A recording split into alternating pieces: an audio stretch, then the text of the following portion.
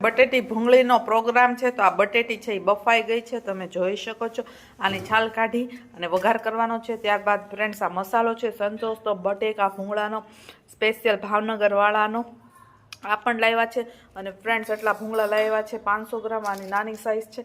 Friends હવે આને fry કરશે ત્યારે હું તમને બતાવીશ. ફ્રેન્ડ્સ આવી જાઓ બટેટા ભૂંગળા ખાવા માટે. ભૂંગળા તળાઈ રહ્યા છે, તમે જોઈ શકો છો. બટેટા ભૂંગળાનો પ્રોગ્રામ છે એટલે એટલા ભૂંગળા તળાઈ ગયા છે.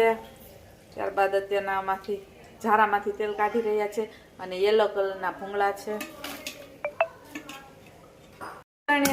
બટેટા ભૂંગળા કરવાના છે તો આ લસણમાં થોડુંક મીઠું નાખીને આવી રીતના ટોચી નાખવાનું. આટલું લસણ લીધું હતું.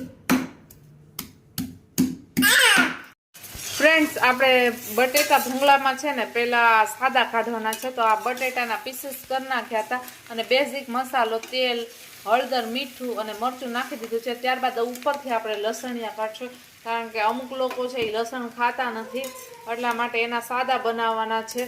અમુક લોકોના મસાલાવાળા બનાવવાના છે અને અમુક લોકોને લસણવાળા. 3 ભાગ પડશે એટલે આપણે જે સૂકી ભાજી વઘારી એવી જ રીતના કરી નાખ્યા છે ફ્રેન્ડ્સ.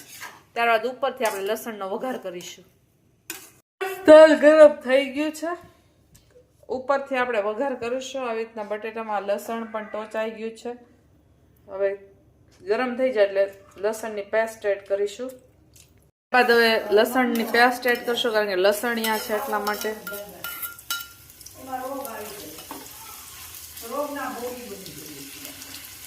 ઉપરથી આ વઘાર એડ કરી દીધો છે. હવે બધું મિક્સ કરી દેવાનું. ફ્રેન્ડ્સ આપણા લસણિયા બટેટા છે એ રેડી છે, એકદમ ચટપટા તીખા.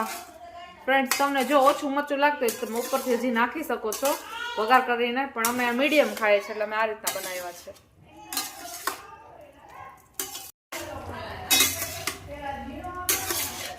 પેલા રોટલા છે, આજે રોટલાનો પ્રોગ્રામ છે એટલે રોટલા બનાવ્યા છે.